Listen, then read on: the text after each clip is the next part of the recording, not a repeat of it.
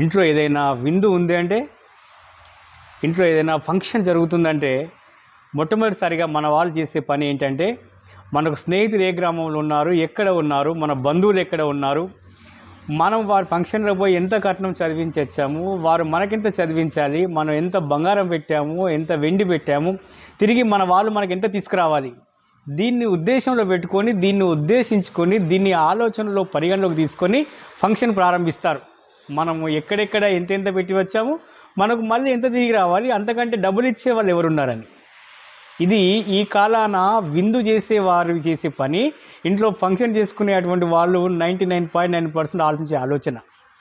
కానీ యేసుక్రీస్తు ప్రభు వారిని విందుకు పిలిచిన వారితో ఈ విధంగా అన్నాడు, నీ ఇంట్లో నీవు విందు చేయనప్పుడు, పగటి విందైనను రాత్రి విందైనను చేయనప్పుడు, నీ స్నేహితుడినైనను, నీ బంధువులనైనను, ధనవంతులకు నీ యొక్క అన్నదమ్ము సహోదరునైనను, ఎవరినైనను కూడాను నీవు పిలవక ఉండుము అన్నాడు. ఎందుకనగా నీ వారిని నువ్వు పిలిచినట్లయితే తిరిగి వారిని పిలుస్తారు, వారికి ప్రత్యుపకారం నీకు కలుగుతుంది. అంటే తిరిగి మనకు ప్రత్యుపకారం చేసే వారిని సైతము దేవుడు పిలవకూడదు అని చెప్పాడు. అంటే ప్రత్యుపకారము పొందకూడదు మనము అని ఆయన ఉద్దేశం. ఎందుకు అనగా ఇప్పుడు ఈ లోకంలోనే ప్రత్యుపకారం పొందినట్లయితే నీతిమంతుల పునరుత్థానమందు మనకు ఏ ఉపకారం కూడా దొరకదు అని అర్థం. అందుకే ప్రియమైనటువంటి దేవుని బిడ్డలారా, యేసుక్రీస్తు ప్రభువారు ఏమన్నాడంటే, బీదవారగు, కుంటివారగు, ఏమీ లేని వారగు, అలాంటి అనాథలకు వారిని పిలిచి విందు జరిగించమన్నాడు, విందు పెట్టమన్నాడు. ఎందుకనగా వారు మనకు ప్రత్యుపకారం చేయడానికి వారి యొద్ద ఏమీ లేదు గనక అప్పుడు మనము ధన్యులమవుతాం. అప్పుడు నీతిమంతుల పునరుత్థానమందు మనకు దేవుడు ప్రత్యుపకారం దయచేస్తాడు.